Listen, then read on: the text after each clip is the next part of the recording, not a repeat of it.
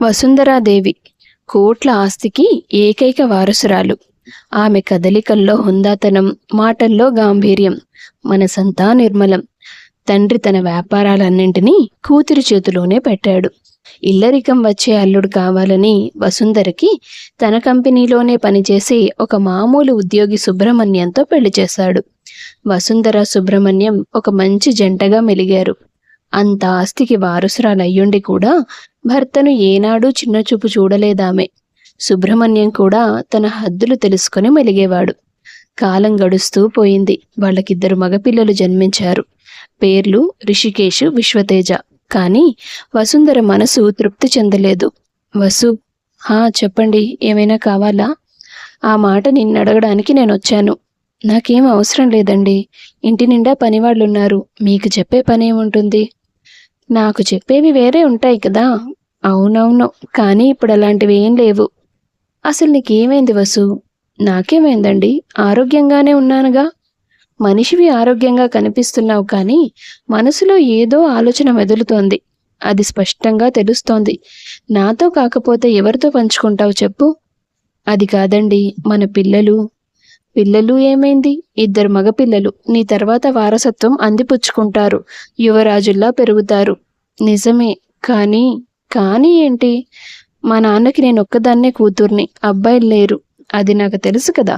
అందుకే కదా ఉన్నదంతా నీకిచ్చాడు, నిన్ను నాకు కట్టబెట్టాడు. సారీ, నన్నే నీకు కట్టబెట్టాడు. ఏమండి, జోకులేస్తారేంటి? నేనేం మాట్లాడాలనుకుంటున్నానో వినరేంటి? సరదాగా అన్నానోయ్, చెప్పు. నేను ఆడపిల్లనే అయినా తనకు వారసులు లేరని నాన్న బాధపడలేదు. నన్ను ఒక రాణిలా పెంచారు. ఏ రోజు ఆయన ఒక అబ్బాయి పుట్టుంటే బాగుండని బాధపడ్డం నేను చూడలేదు. నీలాంటి సమర్థవంతమైన కూతురున్నప్పుడు ఏ తండ్రి మగపిల్లాడు లేడని బాధపడతాడు చెప్పు? అది మాత్రమే కాదండి, నాన్న ఎప్పుడూ అంటుండేవారు, ఇంట్లో ఆడపిల్ల ఆనందంగా తిరుగుతుంటే లక్ష్మీదేవి ఇల్లంతా సందడి చేస్తున్నట్టు ఉంటుందని. మగపిల్లలు లేకపోయినా ఇల్లు అందంగా ఉంటుంది, కానీ ఆడపిల్లలు లేని ఇంట్లో ఆనందం ఉండదు అనేవారు నాన్న. నాకిప్పుడు ఆ లోటు తెలుస్తోంది. మరి ఇద్దరు పిల్లలతో ఆపరేషన్ ఎందుకు చేయించుకున్నావు? ఆడపిల్ల పుట్టే వరకు ఎదురు చూసేవాళ్ళం కదా. నేనెందుకు ఆపరేషన్ చేయించుకున్నానో మీకు తెలీదా? 2 సార్లు సిజేరియన్ జరిగింది. 3ఓసారి కూడా చేయించుకుంటే రిస్క్ అన్నారు కదా డాక్టర్లు. అవునులే, అది నిజమే. మరేం చేస్తాం, దేవుడు మనకిచ్చిన దాంతో సర్దుకోవాలిగా. లేదండి, తమకంటూ ఒక అక్క గాని చెల్లి గాని ఉంటే మన బిడ్డల్లో కూడా మంచి సంస్కారం ఉంటుంది. ఒక ఆడపిల్లతో ఎలా మెలగాలో తెలుస్తుంది. ఆడవాళ్ళని గౌరవించడం తెలుస్తుంది. పైగా మీ ముగ్గురున్నా సరే నేను లోటుగా ఫీల్ అయ్యే కొన్ని విషయాల్లో తను నాకు తోడవుతుంది. మన ఇల్లు ఎప్పుడూ కళకళలాడుతూ ఉంటుంది. అయితే ఏం చేయమంటావు? నేను 2వ పెళ్లి చేసుకోనా మరి? చేసుకుంటారు. నన్ను సంబంధాలు చూడమంటారా పోనీ? అలాంటి ఆలోచన చేస్తే మిమ్మల్ని మర్డర్ చేసి నేను జైలుకి వెళ్ళిపోతాను. వద్దులే, అంత శ్రమ ఎందుకు తీసుకుంటావు?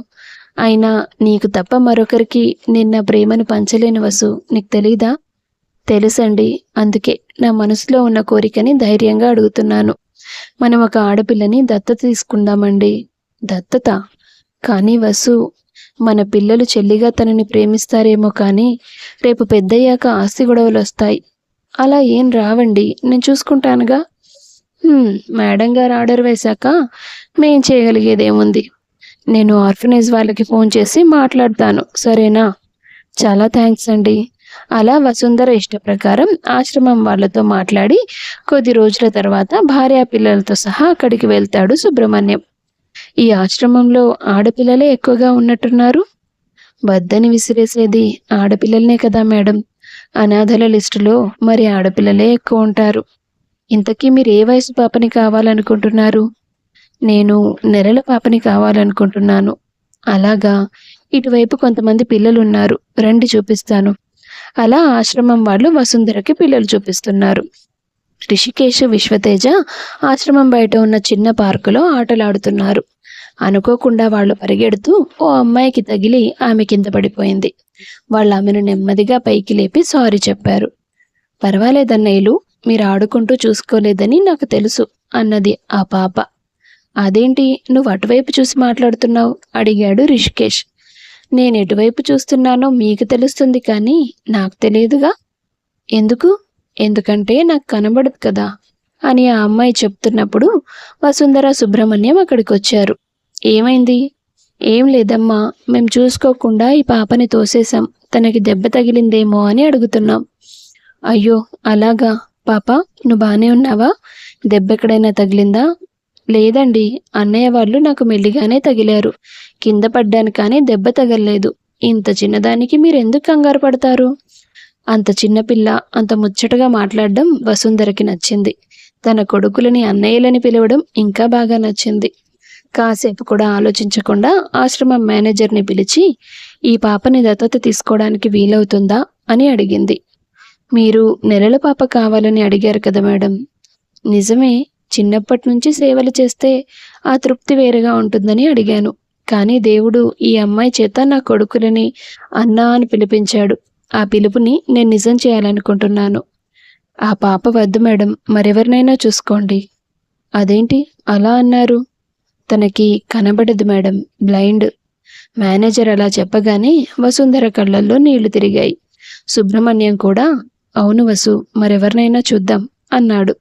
ఆ పాప కూడా మా రూమ్లో రియా అనే అమ్మాయి ఉంటుంది, తనని దత్తత తీసుకోండి, అందంగా ఉంటుంది అని చెప్తుంది. తను అందంగా ఉంటుందని నీకెలా తెలుసమ్మా అంది వసుంధర. ఎందుకంటే రోజు తనే నాకు హెల్ప్ చేస్తుంది, అన్నం తెచ్చి పెడుతుంది, బట్టలు సర్ది బీరువాలో పెడుతుంది, నన్ను స్కూల్కి పంపించమని ఆయాతో కూడా చెప్పింది.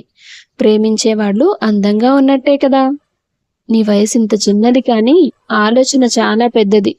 నీకున్న ఈ లోపం నీకు శాపం కాదు, నేను కానివ్వను అని నిర్ణయించుకున్న వసుంధర ఆ పాపని దత్తత తీసుకోవడానికి అన్ని ఫార్మాలిటీస్ పూర్తి చేసింది. పాప పేరేంటి మేడం? తనని అందరూ స్మైలీ అని పిలుస్తారు, ప్రత్యేకమైన పేరేమీ పెట్టలేదు. అలాగా, అయితే తన పేరు ఇందిరాదేవి అని రాసుకోండి. అది మా అమ్మ పేరు, ఈ రోజు నుండి తినే మా అమ్మ. వసుంధర మాటలకి ఇందిర ఎంతో సంతోషించింది. ఆ తర్వాత వాళ్ళంతా కలిసి ఇందిరను తమతో పాటు తీసుకెళ్లారు. రిషికేష్, విశ్వతేజ, ఇందిర ముగ్గురు చక్కగా కలిసిపోయారు. ఆనందంగా పెరుగుతూ వచ్చారు. కొన్నేళ్ల తర్వాత సుబ్రహ్మణ్యం చెల్లెలు సరోజ వాళ్ళుండే వీధిలోనే ఇల్లు తీసుకుంటుంది. అన్నా చెల్లెలు పక్కపక్క ఇళ్లలో ఉంటూ వాళ్ళ బంధుత్వాన్ని మరింత బలపరుచుకున్నారు. సరోజకి ఓ కొడుకుండేవాడు, పేరు సుశాంత్. పేరుకి తగ్గట్టే చాలా శాంతంగా ఉండేవాడు. తమ ఇంట్లో కంటే వసుంధర ఇంట్లోనే ఎక్కువగా ఉండేవాడు అతను. అప్పటికి ఇందిరకి 18 ఏళ్లు నిండాయి. రిషికేష్, విశ్వతేజ పెద్దవాళ్ళైపోయారు. పై చదువుల కోసం ఫారెన్ వెళ్ళిపోయారు. ఎప్పట్లాగే ఓ రోజు సుశాంత్ వసుంధరాదేవి ఇంటికొచ్చాడు. అత్త, అత్త ఎక్కడున్నావు? సుశాంత్, అమ్మ లేదు, బయటికి వెళ్ళింది. అలాగా. రిషి, విశ్వ ఇద్దరూ వెళ్ళిపోయాక నాకు చాలా బోర్ కొడుతోంది. వాళ్ళు కూడా నాలాగే ఇక్కడే చదువుకోవచ్చు కదా. అన్నయ్యలకి పెద్ద పెద్ద కళలున్నాయి, పైగా మన కంపెనీ చూసుకోవాలి కదా. అవునులే, మరి అన్నయ్యలు లేరని తెలిసి నువ్వెందుకు వచ్చావు? నీకు ఇక్కడ బోర్ కొడుతుంది కదా. వారు లేకపోయినా నువ్వుంటావు కదా ఇందు, నీతో మాట్లాడితే టైమే తెలియదు. థ్యాంక్స్ సుశాంత్, నీకు బాగా పొగరిందు. అదేంటి అంత మాట అన్నావు? నేను నీకంటే దాదాపు 6 ఏళ్లు పెద్దవాణ్ణి, కానీ నువ్వు నన్ను పేరు పెట్టి పిలుస్తావు. నేను నీకు వరుసకి బావనే కదా, అలా పిలవచ్చు కదా. నువ్వెప్పుడూ అడగలేదు కదా, అందుకే. అడగకపోతే అంటే నీకు నచ్చుతుందో లేదో తెలియక? ఎందుకు నచ్చదు? అందమైన అమ్మాయి బావ అంటే ముచ్చటగానే ఉంటుంది. నేను నిజంగా అందంగా ఉంటానా? నీకు నువ్వు కనబడవు కాబట్టి నువ్వు అనుకుంటున్నావేమో, కానీ ట్రై చేస్తే మిస్ ఇండియా అయిపోతావు, అంత అందంగా ఉంటావు. సుశాంత్ మాటలు ఆమె మనసుని ఎంతో ఉత్తేజపరిచాయి. ఆమెలో ఉన్న మనోధైర్యాన్ని పెంచాయి. నీ అందమే కాదు, నీ మాటలు, నీ కాన్ఫిడెన్స్ అన్నీ వసుంధర అత్త పోలికలే. నువ్వు అత్త కడుపున పుట్టకపోయినా అత్త పోలికలు చాలా వచ్చాయి నీకు. నాకు కూడా అమ్మలాగా ఉండాలని ఆశ. అమ్మతో నేను ఎప్పటికీ పోటీ పడలేనులే, తన హుందాతనమే వేరు. అదైతే నిజమే, మా అత్తతో ఎవ్వరూ పోటీ పడలేరు. ఇంకేంటి బావా సంగతులు? ఏది మళ్ళీ అను? బావా అన్నావా? ఎంత తీయగా ఉందో ఆ పిలుపు. నువ్వు మరీ మోస్తున్నావు, నీకు నిజం చెప్తే నచ్చదులే. అలా వాళ్ళిద్దరూ చాలాసేపటి వరకు సరదాగా కబుర్లు చెప్పుకుంటూ ఉన్నారు. సుశాంత్ మాట తీరు ఇందిర మనసులో ఎన్నో ఆశలు నింపాయి. తనని ఎంత గారాబంగా పెంచినా తనకి చూపు లేకపోవడం అనే లోపాన్ని ఆమె మర్చిపోలేదు. ఎప్పుడూ తన కోసం ఏదీ కోరుకోలేదు. కానీ సుశాంత్ మాట తీరు వల్ల అతనికి తనకి చూపు లేదన్న విషయం గురించి పట్టింపు లేదు అనుకుంది. అందుకనే నెమ్మదిగా అతన్ని ఇష్టపడుతూ వచ్చింది. ఓ రోజు వసుంధర తన కూతురితో, ఇందు, నీకు కూడా యుఎస్లో మంచి యూనివర్సిటీలో అడ్మిషన్ సంపాదించాలనుకుంటున్నాను అంది. ఇందు వెంటనే వద్దు అంది. ఎందుకమ్మా భయం? నీకు తోడుగా ఎవరినైనా పంపిస్తాను. అయినా సరే వద్దమ్మా, నువ్వు లేకపోతే ఈ ఇల్లు కళ తప్పుతుందని నాకు కూడా అనిపిస్తుంది ఎందు. కానీ నువ్వు కూడా మీ అన్నయ్యలాగా బాగా చదవాలి కదా. అది కాదు, నాకు డిగ్రీతో ఆపేయాలనుంది. అదేంటి, నీకు చదువంటే ఇష్టమేగా? అవునమ్మా, నేను బాగా చదవాలనుకున్నాను. ఎంత గొప్ప కుటుంబంలో పెరిగినా నాకున్న లోపం కారణంగా నా పెళ్ళి మీకు సమస్య అవుతుందేమో అని నా భయం. అందుకే నా కాళ్ళ మీద నేను నిలబడితేనే మంచిదనుకున్నాను. కానీ ఇప్పుడు ఒక 6 నెలల నుండి నా మనసులో కొన్ని ఆశలు మొదలయ్యాయి. ఏంటవి? సుశాంత్ బావ బాగా చదువుకున్నాడు. వాళ్ళకు కూడా వ్యాపారాలున్నాయి. తను రోజంతా కష్టపడి అలసిపోయి ఇంటికి వచ్చేసరికి తన భార్య ఎదురొచ్చి సపర్యలు చేయాలి కదా. దానికి దీనికి ఏంటి సంబంధం ఇందు? ఆగాగు, సుశాంత్ని ఇష్టపడుతున్నావా? అవునమ్మా. ఏ ఇందు, ఎంత మంచి న్యూస్ చెప్పావే. నీకు సుశాంత్ లాంటి అబ్బాయే కరెక్ట్. వాడి ఓపిక, ఒద్దిక, వాడి ప్రేమ అన్నీ చాలా గొప్పగా ఉంటాయి. అందుకే నాకు ఇష్టం. మరి వాడికి? తనకిష్టమని నాకు అనిపించాకే నేను ఇలా ఆలోచించాను. కానీ డైరెక్ట్గా ఈ విషయం గురించి మాట్లాడుకోలేదు. సరే, నేను మాట్లాడతాను. అమ్మా, నన్ను పిలవద్దు, మీరిద్దరే మాట్లాడుకోండి. అలాగే. ఈ పెళ్లి జరిగితే నా కూతురు ఎప్పుడూ నా కళ్ళ ముందే ఉంటుంది. అంతకంటే ఆనందం ఏముంది అనుకొని వసుంధర ఆ తర్వాత రోజు సుశాంత్ని ఇంటికి పిలిచింది. ఏంట్రా, నా వెనక నాకు తెలియకుండా చాలా చేస్తున్నావు? అదేంటత్తా అంత మాట నేసావు? నేనేం చేస్తాను? లవ్ చేస్తున్నావు కదా, ఇందిర చెప్పింది నాకు. ఏం చెప్పింది? మీ ఇద్దరి లవ్ మ్యాటర్. తనకి నువ్వంటే చాలా ఇష్టం. నిన్ను పెళ్లి చేసుకుని హౌస్ వైఫ్గా సెటిల్ అవ్వాలని నిర్ణయం కూడా తీసుకుంది. నిన్న మొన్నటి దాకా చిన్నపిల్లల అల్లరి చేసిన నా కూతురు ఈరోజు సిగ్గుపడ్డం మొదలుపెట్టింది. చాలా మార్చేసావురా నువ్వు దాన్ని. అత్త, నువ్వంటుంది నిజమా? ఇందిర నన్ను ప్రేమిస్తుందా? నువ్వు దాని దగ్గర ఏ వెకిలి వేషాలు వేయకుండానే ఇంత దూరం వచ్చిందా? నా ముందు నటిస్తున్నావా? అయినా నీలాంటి మంచివాడితో నా కూతురి జీవితం ముడిపడితే నాకు అంతకంటే ఇంకేం అక్కర్లేదు. మీరిద్దరూ ఆనందంగా ఉంటారు. నీ మంచి మనసు తనకెప్పుడూ మంచే చేస్తుంది. అవసరానికి మించిన మంచితనం కూడా ఒక జబ్బంటారు కదత్తా. అంటే? నేను ఇందితో సరదాగా ఉన్న మాట నిజం. తను నా మీద ఆశలు పెంచుకోవాలని నేను కోరుకోలేదు. నిజమా? పోనీలేరా, ఇప్పుడేమైంది? మీరు పెళ్లి చేసుకున్నాక నీ ప్రేమను తనపై చూపించు. నన్ను క్షమించత్తా. నా జీవితం పట్ల నాకెన్నో కలలున్నాయి. నా కాబోయే భాగస్వామి గురించి ఎన్నో ఆశలున్నాయి. ఆమెతో ఒక కొత్త ప్రపంచం చూడాలన్న కోరిక ఉంది. కానీ అసలు ప్రపంచాన్ని చూడలేని ఒక అమ్మాయితో నేనొక కొత్త ప్రపంచాన్ని ఎలా నిర్మించుకోగలను చెప్పు? ఇందిర మంచి అమ్మాయే, కానీ తన కోసం నా కలలు మార్చుకోలేను. ఐఎమ్ సారీ అని వసుంధరకి చెప్పి అక్కడి నుంచి వెళ్ళిపోయాడతను. వాళ్ళకి కాస్త దూరంగా నిలబడి వింటున్న ఇందు అతని మాటలు విని తన గదిలోకి వెళ్ళి చాలా దుఃఖించింది. వసుంధర కాసేపు ఆలోచించి కూతురు దగ్గరకు వచ్చింది. ఇందిర తన కన్నీళ్లు తుడుచుకుంటూ ఏమీ జరగనట్టు, ఏంటమ్మా చెప్పు అంది. సుశాంత్ వచ్చేదిన విషయం నీకు తెలుసు కదా? తెలుసమ్మా. తన మాటలు విన్నావా? విన్నాను. బాధపడుతున్నావు కదా? దేనికమ్మా బాధ? సుశాంత్ తన మనసులో ఉన్నది చెప్పాడు, కానీ నా గురించి చెడుగా చెప్పలేదు. అంతే, సింపుల్ విషయం కదా, అర్థం చేసుకుంటాను నేను. మరి ఈ కన్నీళ్ళేంటే? నీ కన్నీళ్ళు నీకు కనిపించవేమో కానీ నాకు కనిపిస్తాయి అని తల్లి అనేసరికి ఇందిరకు దుఃఖం పొంగుకొచ్చింది. తల్లిని పట్టుకొని గట్టిగా ఏడ్చింది. ఇందిర అంటే నాకు ఇష్టం లేదని సుశాంత్ బావ చెప్తే నాకు బాధ అనిపించేది కాదు. నాకు చూపు లేదు కాబట్టి నేను వద్దన్నాడు కదా, అదే నాకు చాలా బాధగా ఉంది. జీవితంలో మొదటిసారి నా లోపం నాకు అడ్డురాదని ధైర్యంగా ఫీల్ అయ్యి ఒకరిని ఇష్టపడి కావాలనుకున్నాను. కానీ తనకి నా లోపమే సమస్య అయింది. చూసావమ్మా, నేనెవ్వరిని ఏమీ అనలేని పరిస్థితి ఎందు. వాడేమీ పరాయివాడు కాదు, నా మేనల్లుడు. ఏమనగలను? బావనేమీ అనొద్దమ్మా. మనకి బాధ కలిగిందని అవతలి వాళ్ళకి అవమానం మిగలనివ్వకూడదు. నాకొచ్చిన ఈ సమస్యని నేనే మోస్తాను. నువ్వు చెప్పినట్టే అమెరికా వెళ్ళిపోతాను. అన్నీ సిద్ధం చెయ్యి. అక్కడే ఉంటే కూతురి పరిస్థితి మరింత దయనీయంగా తయారవుతుందేమోనని భయపడి వసుంధర ఇందిరని పై చదువులకి అమెరికా పంపిస్తుంది. ఇందిర తన ఆత్మస్థైర్యంతో ఓడిపోయిన తన ప్రేమ, తన మనసుకు మిగిల్చిన గాయాన్ని ఓర్చుకుంటూ చదువు వైపు దృష్టి మళ్లించింది. అలా 2 ఏళ్ల కాలం గడిచింది. తను తిరిగి ఇంటికొచ్చింది. అప్పటికే సుశాంత్కి పెళ్లి జరిగిపోయింది. ఆమె అన్నలిద్దరూ కంపెనీ వ్యవహారాలు చూసుకుంటున్నారు. సుశాంత్ పెళ్లి వార్త ఆమె గుండెను పిండేస్తున్నా మౌనంగా భరించింది ఆమె. ఆ తర్వాత తన భవిష్యత్తు కోసం ప్రణాళికలు వేసుకుంటున్న సమయంలో వసుంధర కూతురు పుట్టినరోజు వేడుకను జరిపిస్తుంది ఓసారి. ఆ పార్టీకి ఎంతో మంది వచ్చారు. చాలా కోలాహలంగా ఉంది ఆ రోజు.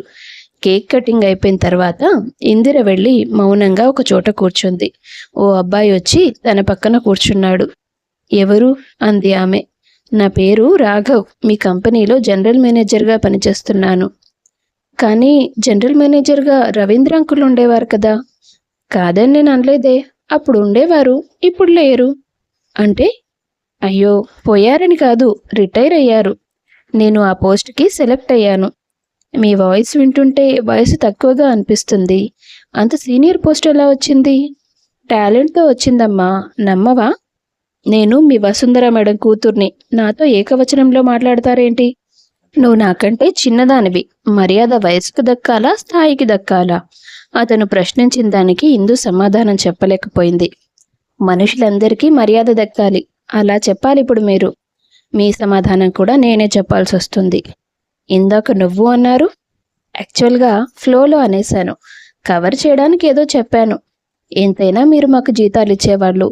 జీతాలు ఇచ్చేవాళ్ల మీద జోకులు వేయకూడదని మా బాస్ చెప్పారులేండి. బాస్ అంటే మా డాడీనా? కాదు, ఆయన వేరే. మీరు అసలు సినిమాలు చూడరా?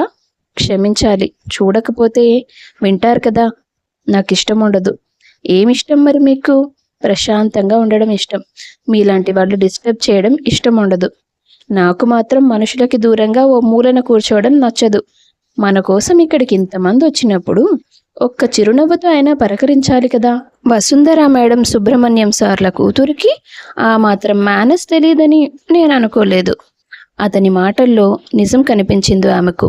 అక్కడి నుంచి లేచి నెమ్మదిగా పార్టీలోకి వెళ్ళి వచ్చిన వాళ్లతో మాట్లాడడం మొదలుపెట్టింది. మేమే నీ దగ్గరకు వచ్చి మాట్లాడతాం కదా ఇందు, నువ్వెందుకు శ్రమ తీసుకుంటావు? నేనేమీ పేషెంట్ని కాదు కదా వనజా పిన్ని. పైగా మీరంతా నా కోసమే వచ్చారు, నన్ను దీవించారు. కనీసం పలకరించలేనా? నువ్వు మా అందరి బంగారాన్వి. వసుంధర గురించి టాపిక్ వస్తే మీ అన్నయ్యల గురించి కంటే నీ గురించే ఎక్కువగా మాట్లాడతాం మేమంతా. తనలో ఉన్న గుణాలన్నీ నీలోనే చూస్తున్నాం కదా. ఆ మాట వినగానే ఆమెకు సుశాంత్ మాటలు గుర్తొచ్చాయి. కళ్ళు తడిసిపోయాయి. మళ్ళీ పక్కకు వెళ్ళిపోయింది. రాఘవాది గమనించి ఆమె వెనకాలే వెళ్ళాడు. ఏంటండి, సూసైడ్ చేసుకుంటారా ఏంటి? అబ్బా, మీరేంటండి నాకు ఇలా తగిలారు? మరి ఇప్పుడే వాళ్ళతో వెళ్ళి నవ్వుతూ మాట్లాడారు, మళ్ళీ ఏడుస్తూ తిరిగొచ్చారు. పోనీ మీ సమస్య ఏమిటో చెప్పుకోరాదు? రాదు. మీకో విషయం చెప్పనా? మీ పేరు రాతో ఎండవుతుంది, నా పేరు రాతో మొదలవుతుంది. ఇందిర రాఘవ. బాగుంది కదా? హలో మిస్టర్, ఏం మాట్లాడుతున్నారు? అంత ధైర్యం ఏంటి మీకు? మనిద్దరి పేర్లు కలిపి ఎలా మాట్లాడతారు? ఏదో క్యాజువల్గా అన్నానండి. తాళి తీసుకొచ్చి బలవంతంగా కట్టినట్టు అంత రియాక్ట్ అవుతారే? నా తలరాతకి అదొక్కటే తక్కువ అని లోపల అనుకుందామె. మీరు నన్ను చాలా విసిగిస్తున్నారు రాఘవ. ఇక ప్లీజ్ వెళ్ళిపోండి. అంతేలేండి, ఎంప్లాయీస్ అంటే ఓనర్లకు ఎప్పుడు చిన్న చూపే. నేను ఓనర్ లాగా ఎప్పుడూ ఫీల్ అవ్వలేదు. ఈ ఆస్తిపాస్తులు, హోదా అన్నీ మా అమ్మ నాన్నలది, మా అన్నలవి, నాది కాదు. నాదంటూ ఏదైనా ఉంటే అది నా కుటుంబం నా మీద చూపించే ప్రేమ మాత్రమే. దాన్ని మాత్రమే నేను కోరుకున్నాను. ఆ ప్రేమ కోసమే బ్రతుకుతున్నాను. అలాంటప్పుడు ఓడిపోయిన మీ ప్రేమని ఎందుకు తలుచుకొని బాధపడతారు? రాఘవ, మీరేం మాట్లాడుతున్నారు? మనల్ని ప్రేమించని వాళ్ల కోసం తప్పిస్తూ బతకడానికి దేవుడు మనకి జీవితం ఇవ్వలేదు. మనతో కలిసి సంతోషంగా బతకాలని ఆశపడే వాళ్లతో ఆనందంగా బతకడం కోసం ప్రయత్నం చేయాలి అన్నాడు అతను. నన్ను కోరుకునే వాళ్ళు ప్రపంచంలో ఎవరు ఉండరు. అందరికీ నా లోపం అడ్డమే వస్తుంది. మీకు కళ్ళు కనిపించడుగా తెలియడం లేదు, కానీ మిమ్మల్ని ప్రేమించే వాళ్ళు కూడా ఉన్నారు. మా అదృష్టం ఏంటంటే మేము లైన్ వేస్తున్నామని మా నోటితో మేమే చెప్తే తప్ప తెలియదు. ఎంతసేపు అయినా చూసుకోవచ్చు. అదొక బెనిఫిట్. ఏంటి మీరు తిక్క తిక్కగా మాట్లాడతారు? అవును, మేము మాట్లాడితే తిక్కగానే వినిపిస్తుంది. మీరంటే నచ్చని వాళ్ళ మాటలు మాత్రం ప్రేమగా వినిపించాయి. ఏమైందండి మీకు? ఇలా నా బుర్ర తినేస్తున్నారేంటి రోజు? నాకు మీరంటే చాలా ఇష్టం ఇందిర గారు. ఇప్పుడు కాదు, నేను మీ కంపెనీకి ఎంప్లాయీగా రాకముందే నాకు మీరు తెలుసు. మీరు చదువుతున్న కాలేజీకి దగ్గరలోనే ఉండేది మా ఇల్లు. అప్పటి నుంచి మిమ్మల్ని ఫాలో అవుతున్నాను. కానీ ఏం లాభం, నీకు తెలియదు. ఆ తర్వాత మీరు మీ బావని లవ్ చేశారు, అది నాకు తెలిసింది. ఆ ప్రేమ గెలవలేదు, అది తెలిసింది. కానీ అప్రోచ్ అవుదామంటే అమెరికా వెళ్ళిపోయారు. అందుకే చాలా కష్టపడి మీ కంపెనీలోనే జాబ్ సంపాదించాను, మీకు కాస్త దగ్గరగా ఉండొచ్చని. నేను ఒక సాధారణ ఎంప్లాయీ అని మీకు చిన్న చూపేం లేదుగా. అలాంటిది ఎప్పుడూ ఉండదు. కానీ మీ ప్రపోజల్ని నేను యాక్సెప్ట్ చేయలేను. ప్లీజ్, ఈరోజు మీకు నేను నచ్చొచ్చు, కానీ ఏదో ఒక రోజు నా లోపం మీ ప్రేమను మాయం చేయొచ్చు. అలాంటి పరిస్థితి వచ్చిన రోజు మళ్ళీ నేను బాధపడాలి. అందుకే నేను అసలు పెళ్లి చేసుకోకూడదని నిర్ణయించుకున్నాను. ఎవరిని అడిగి నిర్ణయించుకుంటావిందు? అమ్మా, రాఘవన్ని నీకు భర్తగా తీసుకురావాలనుకుంటున్నది నేను, మీ నాన్న. అవునిందిరా, అమ్మ ఏం చేసినా ఆలోచించి చేస్తుంది. రాఘవ నీకు మంచి మ్యాచ్. డాడీ, ఎన్నాళ్ళని గతాన్ని మనసులో మోస్తావు? ఈ ప్రపంచంలో ఓడిపోయిన ప్రేమలు ఎన్నో ఉన్నాయి. నువ్వు మొదటిదానివి కాదు.